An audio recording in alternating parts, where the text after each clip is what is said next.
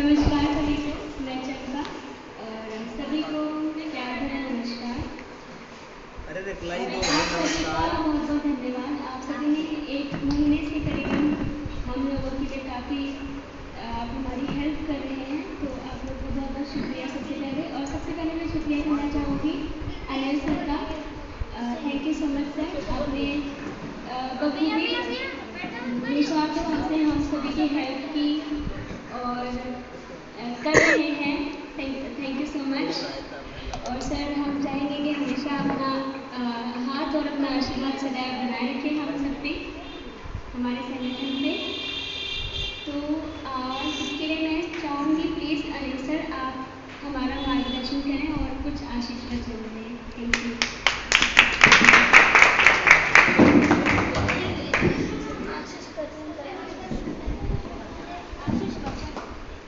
शांत रहो भाई, बोलने से ज़्यादा सुनने पे ध्यान दीजिए आप।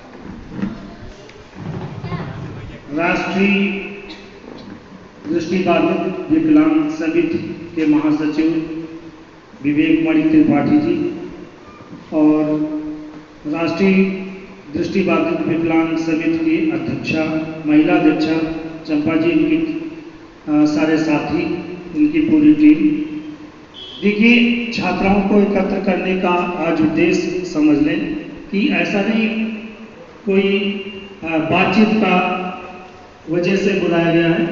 यहाँ पे कोई ना कोई उद्देश्य है और उद्देश्य ये है कि इन्होंने जो अभियान चलाया है, विवेक मणि त्रिपाठी जी जो महासचिव राष्ट्रीय दृष्टिबाधित विकलांग समिति के हैं, उत्तर प्रदेश में काफी लंबे समय से अभी तक दृष्टिबाधितों के लिए कार्य नहीं हुआ और जिसका कारण देखा जाए तो हमारे संगठन हैं, बहुत बड़े बड़े संगठन उत्तर प्रदेश में हैं, लेकिन दुर्भाग्य की बात यह है और ये भी सच है कि दृष्टिबाधितों की संख्या भी उत्तर प्रदेश में सबसे ज़्यादा है, उसके बावजूद भी कार्य नहीं हो पाया। एक मैं उदाहरण देना चाहूँगा, 1980 से पूर्व उत्तर प्रदेश की भूमि से ही इस देश में आंदोलन शुरू हुए थे। लोग आज के बल्कि बच्चे नहीं जानते हैं, एस.के. सिंह जी के नेतृत्व में रुंगटा जी आए थे और तभी से जेल भरो आंदोलन प्रारंभ हुआ था और उस समय सैकड़ों लोग, माननीय वीपी सिंह मुख्यमंत्री थे, बाद में 212 लोग, एक बार 253 लोग, चतुर्थ श्रेणी में लोग लगे, तृतीय श्रेणी में भी लगे। पहले उत्तर प्रदेश में हर डिस्ट्रिक्ट में चेयर रिटेनर यानी कुर्सी बुनकर के रूप में लगते थे।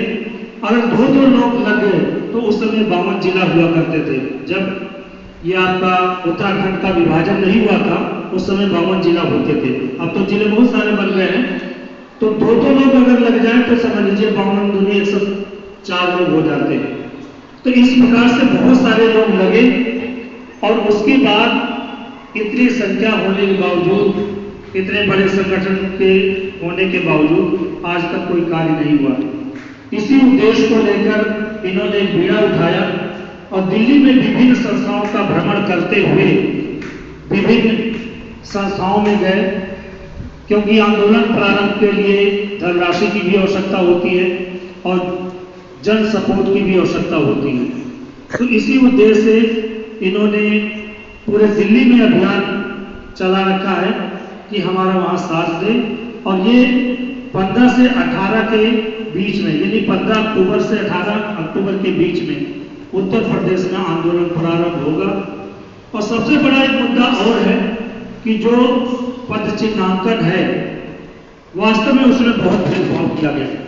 जहाँ पे दृष्टिबाधित को जो पद मिलना चाहिए वो नहीं दिया गया है और भारत सरकार ने जो 4 जनवरी 2021 को एक निर्देश यानी सर्कुलर निकाला और जो भारत सरकार का पद चिन्हांकन है उसी की मांग की गई, उसी की तर्ज पर उत्तर प्रदेश में भी होना चाहिए, क्योंकि पद चिन्हांकन इसी प्रदेश में अलग अलग नहीं हो सकता है, क्योंकि ये संवैधानिक उल्लंघन है। इसी उद्देश्य को लेकर इन्होंने लंबे समय से अभियान चलाया है और हमारा सभी का ये दायित्व है चाहे कोई भी संगठन अगर आंदोलन करता है तो उसका साथ देना चाहिए, क्योंकि आंदोलन जब भी होता है जन हिताय होता है, सबके लिए होता है, सबके कल्याण के लिए होता है। और जब आंदोलन होता है तो स्वाभाविक है कोई ना कोई समस्या का हल होता है। जो भी दृष्टिबाधितों को मिला है आंदोलन से ही मिला है, और आंदोलन में मैं भी विश्वास करता हूँ। हमारी बहुत सारी ब्रांचेज हैं कई प्रदेशों में, और हर जगह आंदोलन छात्राएं जानती हैं। कई बार चंडीगढ़ गई हैं, कई बार, और इन छात्राओं के वजह से ही पंजाब में आंदोलन प्रारंभ हुआ। और आज की स्थिति यह है कि 332 लोग वहां लगे हुए हैं, और जिनकी ज्वाइनिंग लगभग 80 से 85% हो चुकी है। मात्र 15% बाकी है, उनकी भी अक्टूबर तक ज्वाइनिंग हो जाएगी। तो ये ऐसा नहीं, हमारे छात्रावास में चाहे द्वारिका की छात्राएं हों, चाहे उत्तम नगर की छात्राएं हैं, बढ़ चढ़ के भाग लेती रही हैं। अभी हमें 23 सितंबर को शिमला है सचिवालय के समक्ष हमारी रैली का आयोजन था, लेकिन उससे पूर्व बैठक हो गई थी। हालांकि हमारे साथी संतुष्ट नहीं थे, इसलिए हमने कैंसिल कर दिया था। उसके बावजूद भी भौगोलिक स्थिति को ध्यान में रखते हुए भी वहां 80 लोग एकत्र हुए, जिसके वजह से 6 अक्टूबर एक बड़ी बैठक है माननीय मुख्य सचिव की अध्यक्षता में। सभी संबंधित सभी विभाग के पदाधिकारी अधिकारी होंगे और हमारा प्रतिनिधिमंडल होगा। तो समय समय पे आंदोलन होता रहा। आज भी भोपाल में हमारी बीपीए ब्रांच के 6 प्रतिनिधि का मंडल था, वहां भी बैठक हुई और उसमें भी सकारात्मक परिणाम आए हैं। करीब 14 सूत्री मांग पत्र था, जिसमें 12 मांगों को उन्होंने स्वीकार कर लिया और उसके लिए पत्र भी तुरंत लिख दिया, और लिखकर भी दिया कि 2 दिन के अंदर जो बैठक ये हुई है, मिनट्स ऑफ द मीटिंग, जो मीटिंग ऑफ द मिनट्स होते हैं वो उपलब्ध कराएंगे। तो इसी तर्ज पे जब कोई भी संगठन आंदोलन करता है तो हमारा दायित्व बनता है, हम सब चाहे धन से सपोर्ट करें चाहे जन से सपोर्ट करें। ये युवा शक्ति है, युवा शक्ति अगर आगे आती है तो हमारा दायित्व बनता है उसका सपोर्ट करें, हर प्रकार से करें, तभी दृष्टिबाधितों का कल्याण हो सकता, उत्थान हो सकता। मैं चाहता हूँ कि अपने विचार रखें, इसीलिए सभी साथियों का, छात्रों का विशेष रूप से धन्यवाद। इसके बाद विवेक मणि त्रिपाठी जी अपना वक्तव्य रखेंगे, और वास्तव में युवा शक्ति जो मैंने शब्द बोला है, इनके भाषण से ही एहसास होगा कितना जोश में बोलते हैं, जोश पूर्ण इनका भाषण होता है। और ऐसे लोगों के आगे आने की आवश्यकता है, तभी दृष्टिबाधितों के लिए जो समस्याएं हैं उनका समाधान हो सकता है। तो आइए आप अपने विचार रखें। धन्यवाद। सबसे पहले आज इस उत्तम नगर के प्रांगण में ब्लाइंड पर्सन एसोसिएशन के अध्यक्ष आई जॉब के भी राष्ट्रीय महासचिव आदरणीय अनिल वर्मा सर, उसके साथ ही साथ राष्ट्रीय दृष्टिबाधित दिव्यांग समिति के सम्मानित हमारे राष्ट्रीय महासचिव आदरणीय मनोज जी, उससे साथ साथ महिला अध्यक्ष आदरणीय चंपा दोसाज जी, पवन कुमार यादव जी राष्ट्रीय अध्यक्ष, उसके साथ ही साथ आदरणीय नीलेश जी राष्ट्रीय उपाध्यक्ष, आदरणीय प्रदीप कुमार यादव जी कोषाध्यक्ष, उसके साथ ही साथ समस्त इस छात्रावास की हमारी बहनें। आज जैसा कि हमारे ब्लाइंड पर्सन एसोसिएशन के आदरणीय अध्यक्ष सर अनिल वर्मा सर ने बता ही दिया आप लोगों को कि हम किस उद्देश्य से आज दिल्ली के विभिन्न हॉस्टलों में चक्कर लगा रहे हैं। उसके पहले आप सबसे अनुरोध है कि आप लोग शांति से और आप इस विचार को अवश्य सुने और मन में चिंतन मनन करते हुए समाज के लिए आगे आए। यही अपेक्षा आप लोग से हाथ जोड़कर मेरी रहेगी, राष्ट्रीय दृष्टिबाधित दिव्यांग समिति परिवार की आप सबसे यही अपेक्षा। सबसे पहले मैं टॉपिक पर आता हूँ। नंबर 1 दुर्गा कुंड मामला, उसके साथ ही साथ जो चिन्हित पदों पर दृष्टिबाधितों को बाहर किया गया है उसका मामला। शुरुआत से हम दुर्गा कुंड मामले पर शुरुआत करते हैं। 11 जुलाई को उत्तर प्रदेश में बनारस में आंदोलन वहां के छात्रों द्वारा प्रारंभ किया जाता है। आंदोलन अपनी गति से चलता रहता है। समय गुजरता गया और उस पर प्रशासन की तरफ से कोई सुनवाई नहीं की जा रही थी। हमारा संगठन अपने प्रतिनिधि मंडल के साथ वहां पर यानी बनारस की धरती पर श्री हनुमान प्रसाद पोद्दार तंत्र विद्यालय जो 9 से 12 तक वहां के ट्रस्ट के माध्यम से बंद करवाया गया, हम धरने स्थल पर 12 तारीख को वहां पहुंच गए। उसके साथ ही साथ जब वहां पर कमिश्नर महोदय को हमारे संगठन की तरफ से ज्ञापन दिया गया, हमने उन्हें ज्ञापन प्राप्त करवाया और उन्होंने मुझे आश्वासन दिया कि आपकी मांगों पर विचार किया जाएगा। 13 जुलाई को हमारा प्रतिनिधि मंडल उत्तर प्रदेश के यशस्वी मुख्यमंत्री माननीय योगी जी के जनता दरबार में पहुंचता है और वहां पर उत्तर प्रदेश के बेसिक राज्य मंत्री आदरणीय धर्मेंद्र सैनी जी से मुलाकात करते हैं। हमारी सूत्रें मांगे जो थी, नंबर 1, दृष्टिबाधितों को जो दुर्गा कुंड के विद्यालय को बंद किया गया उसे तुरंत बहाल किया जाए। नंबर 2, यूपी में 2000 पेंशन किया जाए। नंबर 3, दृष्टिबाधितों को उनके रोडवेज पर जो कंडक्टर द्वारा अभद्रता उनके साथ दुर्व्यवहार किया जाता है, एक हेल्पलाइन नंबर जारी किया जाए। नंबर 4, एसी बसों में दृष्टिबाधितों का पास अलाउ किया जाए। हमने इन सब मांगों को लेकर बेसिक राज्य मंत्री आदरणीय धर्मेंद्र सैनी से मुलाकात की। उन्होंने मुझे आश्वासन दिया, इसके बाद कोई उस पर सुनवाई नहीं हुई। समय अपनी गति से चलता रहता है, समय चलता रहा। 29 तारीख को उत्तर प्रदेश के दिव्यांग कल्याण मंत्री आदरणीय अनिल राजभर जी पहुंचते हैं और वे ये कहते हुए कि आप आंदोलन को समाप्त करें, आपके मांगों पर जरूर विचार किया जाएगा। हमारे दृष्टिबाधित छात्रों ने उनकी बातों को मानते हुए आंदोलन को जो सड़क जाम किए थे उसे छोड़ दिए और अपने किनारे वो वहां पर बैठ गए।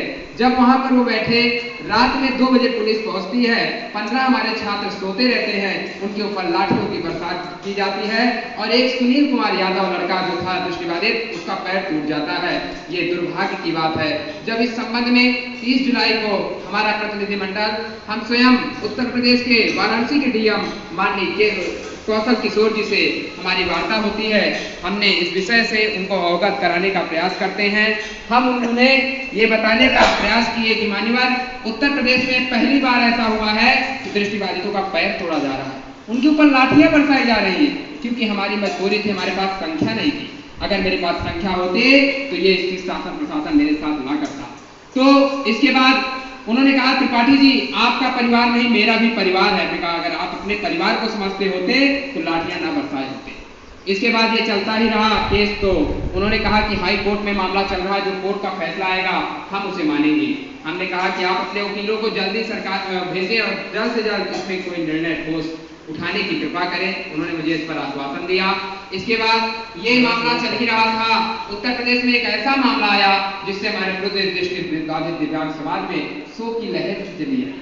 साथियों, मैं आपको बताऊं, उस मामला ऐसा था 68 विभागों में, यानी लोक सेवा आयोग समूह आ से लेकर घातक यानी कलर्क से लेकर चपरासी तक, उसके साथ ही साथ प्राइमरी में जो हमारी बहनें डीएड, डीएलएड, बीटीसी करके सीटेड क्वालिफाई हैं, वो प्राइमरी में इन सब विभागों में पूर्ण दृष्टिबाधित अपने फॉर्म नहीं फिल कर सकते हैं। ये घोर निर्णय सरकार का, ये घोर रवैया हमें जब जैसे ही सूचना मिली, इसे तुरंत हमने गूगल मीट पर सभी के सहयोग से पूरे छात्रों की मीटिंग बुलाई। भारी संख्या में हमारे छात्र जुड़े। सबकी एक राय थी, सभी की एक राय थी कि जो बड़े बड़े संगठन हैं, आप उनसे पहले एक बार मुलाकात करें, उनको आप आमंत्रित करें। हमने कहा ठीक है, आपकी बात हमारे लिए सराखों पर है। इस संबंध में हमने 24 अगस्त 2021 को जितने भी बड़े बड़े संगठन हैं, चाहे नैब हो, एनएफबी हो और जितने भी बड़े बड़े संगठन थे, आदरणीय अनिल सर का, जितने भी जो भी संगठन थे, हमने सबको आमंत्रित किया। किंतु दुर्भाग्य रहा कि बड़े संगठन इस संकट की घड़ी में उनको राजनीति दिखाई दी, वो हमारे साथ नहीं आए। इस संबंध में जब हम अनिल सर को अवगत कराए, हम तो इनके आभारी हैं। इनका जितना बखान करें उतना ही कम है, क्योंकि ये हमारे लिए तुरंत खड़े हुए और उन्होंने कहा निस्वार्थ भाव से ये समाज की सेवा है, ये दिव्यांग समाज के लिए हम कंधे से कंधा मिलाकर आपके लिए साथ खड़े हैं। जहां भी जो भी संभव मदद होगी आपके लिए राष्ट्रीय दृष्टिबाधित दिव्यांग समिति के लिए करने के लिए तैयार है। हमारे लिए, हमारे समाज के लिए एक सौभाग्य की बात है। हमारे समाज में अनिल वर्मा सर जितना बड़ा योगदान इन्होंने दिया है, शायद लोग बहुत आए, किंतु हमने कभी अपने जीवन में ऐसा व्यक्ति नहीं देखा जो हमारे अनिल वर्मा सर जैसा, जो इस संगठन जैसा हो, जो विचार सेवा से हमारे साथ चलने के लिए आश्वासन दिए।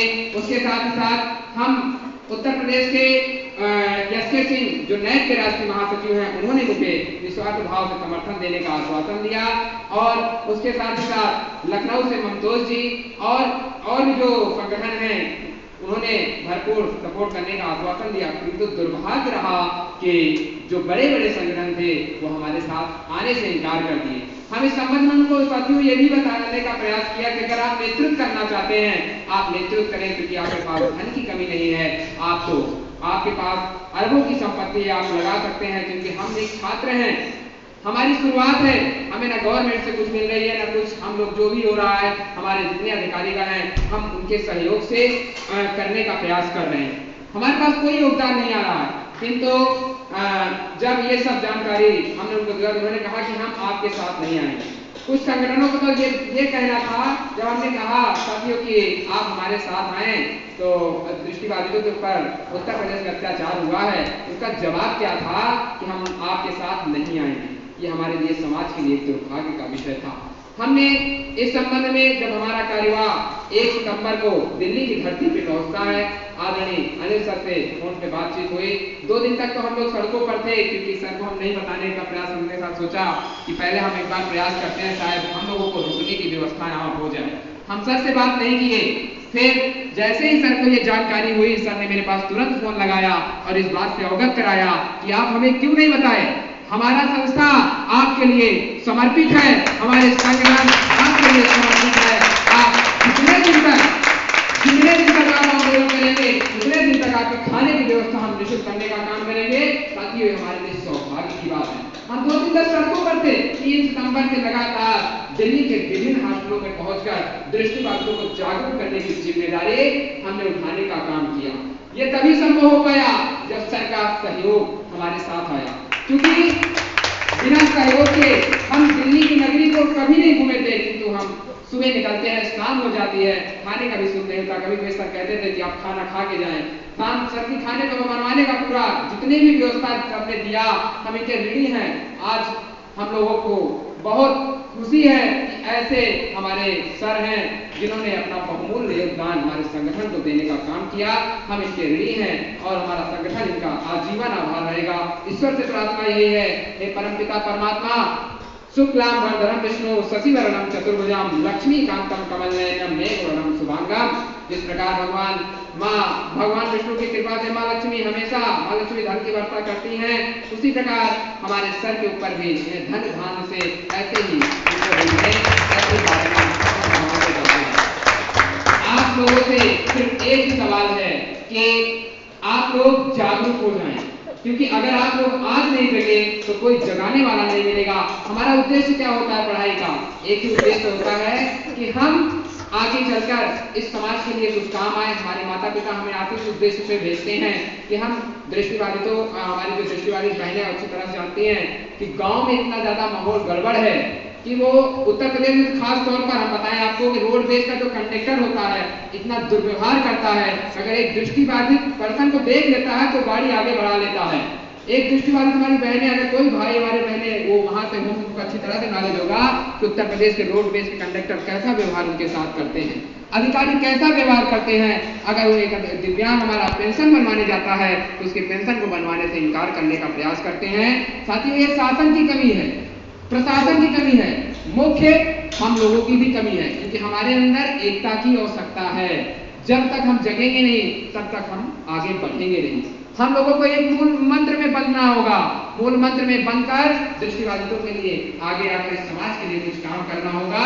क्योंकि हम आज इस 68 विभागों से बाहर किए गए हैं। केंद्र सरकार ने भी कुछ विभागों में 4% आरक्षण को समाप्त कर दिया है। ये चिंता का विषय है। आप लोग एकजुट होकर भारी से भारी संख्या में हमारे तारीख 15 से 18 के बीच में जिस दिन आंदोलन हो, आप लोग वहां पहुंचकर अपनी उपस्थिति दर्ज कराने की कृपा करें। यही अनुरोध हम आप सबसे करेंगे, क्योंकि आपके अनिल वर्मा सर का हमारे लिए बहुत बड़ा योगदान रहा और आर्थिक सहयोग का भी हमें भरोसा दिए हैं। जो भी आपका सहयोग होगा हम करने के लिए तैयार है। कई संस्थाएं थी, हम हर संस्था में पहुंचे, किंतु जितना सम्मान जितना हमें यहाँ पर सम्मान मिला शायद उस संस्थाओं में मुझे मिलने का आश्वासन तो मिला बहुत, किंतु सम्मान नहीं मिला। आश्वासन तो लोग बहुत देते हैं, किंतु असली लड़ाई की तब देखी जाती है जब जमीन पर उतर के काम किया जाता है। लोग हमारे प्रति क्या भावना रखते हैं उससे हमें मतलब नहीं, क्योंकि हमारा लक्ष्य क्या है, उद्देश्य क्या है, हमें उसमें ध्यान देना होगा। ध्यान देकर दृष्टिबाधित समाज के लिए आगे आना होगा, क्योंकि आप लोग समझदार हैं। समझदारी का परिचय देते हुए इस दृष्टिबाधित समाज के लिए, अपने अधिकारों के लिए आगे आए। हम एक बिजी प्लेयर एक मोबाइल के लिए अपनी संख्या दे देते हैं, हम लाइन में लग जाते हैं, कच्ची धूप में हम वहां पर खड़े हो जाते हैं, किंतु दुर्भाग्य की बात है कि हम अपने अधिकारों के लिए नहीं लड़ना चाहते। ये दुर्भाग्य का विषय है। हमारे पास एक दो लोगों का फोन आया कि सर सबको लाभ मिलेगा, सब आंदोलन करें, मेरा क्या जा रहा है, हमें भी लाभ मिलेगा। उनसे मेरा ये सवाल है कि आप अपने अधिकारों, पढ़ाई किस लिए कर रहे हैं, पढ़ाई छोड़ दीजिए, आप पढ़ना बंद करिए अगर आपको यही आपके अंदर मानसिकता है। सरकार ने तो आपको मानसिकता को बिल्कुल 4 से 5 हजार रुपए में आपकी मानसिकता को एकदम फेर दिया है। हमें सरकार की मानसिकता को ये सरकार को सोचना मजबूर करना पड़ेगा कि दृष्टिबाधित साथी हमारे सब एक हैं। हम 4 से 5 हजार रुपए में अपनी मानसिकता को, अपनी सोच को नहीं बेच सकते हैं। हमें नौकरी मिलेगी, 40 से 45 हजार दूसरों को खुद ही मोबाइल वितरण करेंगे। हमें अपने अंदर इस भावनाओं को लाना होगा, अपनी इस मानसिकता को। जिस प्रकार ध्रुव जी की निष्ठा सच्ची थी, भाव सच्चा था, वो जंगल में निकल जाते हैं भगवान को प्राप्त करने के लिए, उन्हें नारद जी मिल जाते हैं रास्ते में। नारद जी ऐसे वैसे इंसान नहीं थे, वो भगवान थे, किंतु नारद जी मिलते हैं। उन्होंने कहा कि मैं पहले इसकी परीक्षा लेकर देखता हूँ, इसका वैराग्य कैसा है। नारद जी की परीक्षा लेते हैं, कहते हैं बेटा कहाँ जा रहे हो, जंगल में जाकर घर पे बैठ, माँ बाप की सेवा कर, जंगल में 5 साल में क्या रखा है। तो इसके बाद ध्रुव जी की निष्ठा सच्ची थी, भाव सच्चा था। उन्होंने कहा हे गुरुदेव, यदि भगवान का रास्ता आपको आता हो तो आप बताइए, अन्यथा आप अपने रास्ते जाइए, मैं भगवान को प्राप्त करने के लिए जंगल में निकला हूं तो पाकर मिल जाऊंगा। तो हमारे अंदर निष्ठा सच्ची होनी चाहिए। अगर हमारे अंदर निष्ठा सच्ची होगी, हम इस मुकाम को हासिल करेंगे। इस सरकार को तानाशाही को जो हम लोगों के साथ ऐसा प्रस्ताव लाई है, इस प्रस्ताव को उठाने का काम करेंगे, क्योंकि कहा गया है लक्ष्य जैसी खुशबू हमारे में नहीं, हमारे दृष्टिबाधित समाज जैसे लोग हिंदुस्तान में नहीं। जो ऐसी भावना रखते हैं उस भावनाओं को सरकार समाप्त करे। 26 तारीख को 26 सितंबर 2021 को हमारी वार्ता, क्योंकि काफी साथियों ने मेल किया था, मेल के माध्यम से भी जगाने का काम माननीय मुख्यमंत्री जी को किए थे। करीब 500 से 600 लोगों ने हमारे इस मुहिम में शामिल होकर मेल किया, अनुरोध किया कि इस प्रस्ताव को वापस ले। साथियों, आप सबके सहयोग से, आप सबके आशीर्वाद से 26 सितंबर 2021 को उत्तर प्रदेश के माननीय मुख्यमंत्री श्री योगी आदित्यनाथ जी के नेतृत्व में हमारी वीडियो कॉन्फ्रेंस के जरिए दिल्ली के बीजेपी कार्यालय में हमारी मीटिंग होती है। सिर्फ मुझे 10 मिनट समय दिया जाता है। हमने उन्हें इस बात से अवगत कराने का प्रयास किया। हमने कहा मान्यवर, उन्होंने कहा क्या समस्या ने, कहा मान्यवर आपको तो भली भांति ज्ञात होगा कि जब भारत देश की हमारी बहन एक IAS अधिकारी बन सकती है तो क्या वो लोक सेवा आयोग में अपनी सेवा नहीं दे सकती है। उन्होंने कहा कि नहीं, क्यों नहीं दे सकती है। हमने कहा मान्यवर, जब हमारे भारत देश की पूरा सुंदरी प्रांजल पाटिल जैसी लड़कियां IAS बनकर उत्तर प्रदेश के खुद डायरेक्टर अजीत सिंह डायरेक्टर एक पूर्ण दृष्टिबाधित बन सकते हैं, तो क्या प्राइमरी में अपनी सेवा नहीं दे सकते हैं। उन्होंने कहा आपकी बात जायज है, आपके साथ गलत नहीं होगा। हमने मान्यवर से कहा कहना हमें समय दिया जाए। हमने कहा, उन्होंने कहा कि आप हमें 2 से 3 महीने का समय दें, हम इस प्रस्ताव को वापस लेने का प्रयास करेंगे। हमने कहा मान्यवर सिर्फ मैं 15 दिन का समय देता हूँ, 15 दिन के अंदर अगर आप हमारी बातों को नहीं सुनेंगे तो आंदोलन के लिए लखनऊ की धरती को जाम करने का काम आदरणीय एमएस सर के नेतृत्व में, आदरणीय एसके जी के नेतृत्व में लखनऊ की धरती को जाम करने का काम राष्ट्रीय दृष्टिबाधित दिव्यांग समिति करेगा। इसके लिए आप लोग तैयार हैं कि नहीं है? आप लोग अपने अधिकारों के लिए आगे आएंगे कि नहीं आएंगे? आप लोग इस अधिकार को सरकार को दिखाएंगे कि हमारे अंदर एकता है कि नहीं है? तानाशाही सरकार के लिए लड़ने की आवश्यकता है। हम हार नहीं मानूंगा, रार नहीं खानूंगा। जब कदम बढ़ाया है तो मंजिल मिल जाएगी, रास्ता मुश्किल है तो घबराना कैसा, हिम्मत से काम लेंगे, हिम्मत से काम लेंगे। हमें घबराने की आवश्यकता नहीं है। प्रहलाद जी भी थे, भगवान राक्षस कुल में वो जन्म लिए थे, किंतु उनकी निष्ठा सच्ची थी, भाव सच्चा था। जब उसे हिरण्यकश्यप ने पूछा क्या भगवान को तुमने कभी देखा है? क्या भगवान तो पिताश्री कड़कड़ थे। कहने क्या तेरे भगवान इस खंबे में गए? हाँ, खंबे में। खंबे में जाकर प्रहार करते हैं, खंबा फट जाता है, भगवान नर मेरी नरसिंह रूप में खंबे प्रकट होकर साक्षात हिरण्यकश्यप को दबोच लेते हैं। हिरण्यकश्यप घमंड था कि तुमको ब्रह्मा जी से वरदान मिला था, कहीं गिर गया तो क्या मुझे वरदान अच्छा करेगी, कहीं तुम्हें क्या वरदान मिला है बोल, कहीं मुझे भगवान से ब्रह्मा जी से यह वरदान मिला है मैं दिन में मरूंगा रात, कहीं संध्या का समय है क्यों परेशान होते, कहीं मारेंगे कैसे, अन्नाश्रय से राधाश्रय से, कहीं लंबे लंबे नाखून दे करना, इसी से तेरा ऑपरेशन हो। सभी वरदानों की रक्षा करते हुए भगवान ने उनका संहार किया। तो हम लोग एकजुट होकर कहने का भाव हमारा यही है कि आप लोग अपने मान सोच को बदलते हुए एकजुट हो जाएं, एकजुट होकर जिस प्रकार कैलाश की निष्ठा सच्ची थी, ध्रुव की निष्ठा सच्ची थी, हम उस उद्देश्य पर चलकर अपने माता पिता इस देश का नाम रोशन करें और सरकार को ये बताएं हमारे अंदर एकता है, एकता में बड़ी शक्तियां होती हैं। और आज हमारे महिला अध्यक्ष आदरणीय चंपा मैम और भी कई पदाधिकारी कल यहाँ से जा रहे हैं। मन में बहुत पीड़ा है कि आज इस हॉस्टल प्रांगण को छोड़ने में मन में बहुत पीड़ा है, क्योंकि इतना प्यार इस संस्था ने हम लोगों को दिया, मन में बहुत पीड़ा होगी, क्योंकि सर ने अपने बच्चे जैसा सुझाव दिए आप सर के आशीर्वाद से, क्योंकि गुरु ब्रह्मा गुरु विष्णु गुरु देवो महेश्वरा गुरु साक्षात् परम ज्ञान तस्मै श्री गुरु, एक गुरु समान हमारे लिए हैं, पिता तुल्य हैं। इनका आशीर्वाद, इनका सुझाव हमेशा, कोई व्यक्ति ऐसा नहीं होगा कि अपने संस्था को तो देख ही रहे हैं, साथ ही साथ दूसरों को भी बढ़ाने का काम कर रहे हैं, इस संस्था के लिए भी अपना योगदान दे रहे हैं। मेरे लिए, मेरे समाज के लिए सौभाग्य का विषय साथियों।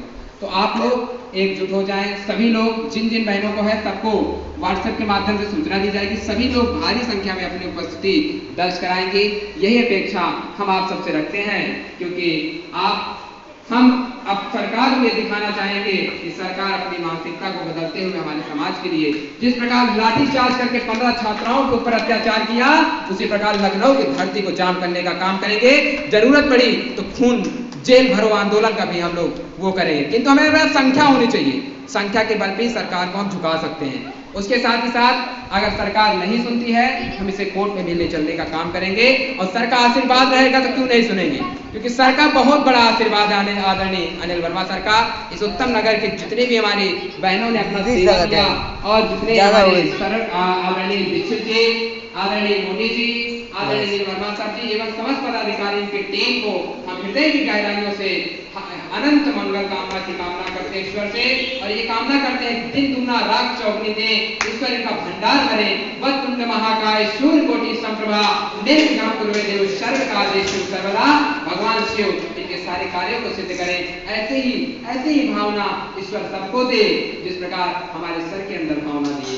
इसी के साथ ज्यादा दिन न कहते हुए आपको सुखद एवं मंगलमय की कामना राष्ट्रीय विश्वविद्यालय परिवार करते हुए अपनी बाणी विराम दूंगा और आमंत्रित करूंगा राष्ट्रीय महासचिव आदरणीय मनोज साहनी जी को कि आकर अपने 2 शब्द यहाँ रखें। धन्यवाद।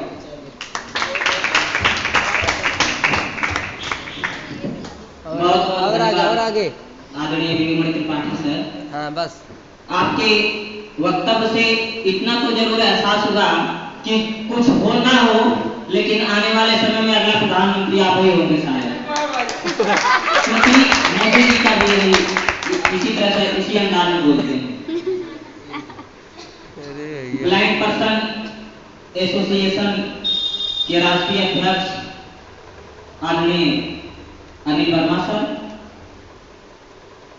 एवं उनके सहयोगी आदरणीय राम मोहन दीक्षित सर, लालू भैया, सचिन भैया एवं यहाँ उपस्थित सभी कर्मचारी एवं छात्राएं, सारा कुछ ने विजय सर ने और अनिल सर जी ने आप लोग को अवगत करा दिया है। विशेष कुछ बचा नहीं है बोलने के लिए, लेकिन मैं फिर भी प्रयास करूंगा कि अपने शब्दों के माध्यम से सर के प्रति जो हम लोग का लगाव है, जो एक तरह से सर ने सहयोग किया, उस पर मैं बस इतना कहना चाहूंगा कि हसीनों में गुलाब, हसीनों फूलों में हसीन गुलाब हैं आप, फूलों में हसीन गुलाब हैं आप, जो कम लोग पढ़ पाते हैं वो किताब है आप। फूलों में हसीन गुलाब हैं आप, जो कम लोग पढ़ पाते हैं वो किताब है आप। आपकी तारीफ मैं किन लोगों में करूं, आपकी तारीफ मैं किन लोगों में करूं, सभी लोगों में लाजवाब है, सभी लोगों में लाजवाब है। सरकार क्या कर रही है, क्या नहीं कर रही है, सोशल मीडिया के माध्यम से आप सभी लोग जानते ये हैं। अगर जब जानते हैं तो दो पंक्तियों को कहने का अधिकार हमको जरूर प्राप्त होना चाहिए कि किसका खून नहीं खौलेगा पढ़ सुनकर अखबारों में, किसका खून नहीं खौलेगा पढ़ सुनकर अखबारों में। दृष्टिबाधितों का शोषण हो रहा है भाजपा की सरकारों में। जब से ये सरकारें बनी हैं, काम कम नाम ज्यादा कमाने की कोशिश की है।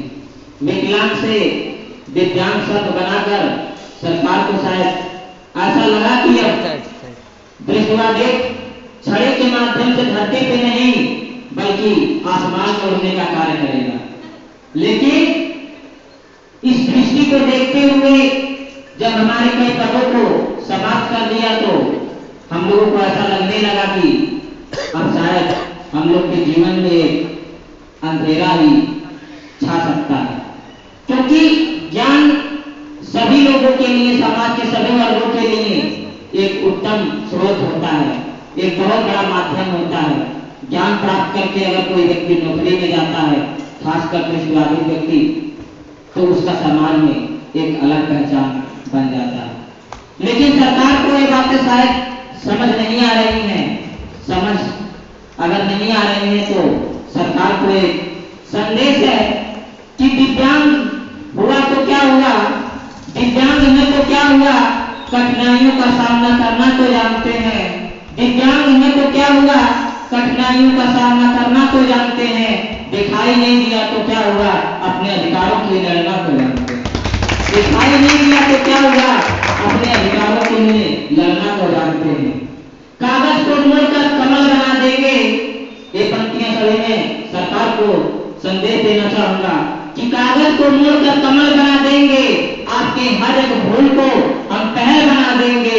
दृष्टिबाधित दिव्यांगों के प्रति कोई गलत नियम पास अगर आपने किया, उस नियम को तोड़कर हम सरल बना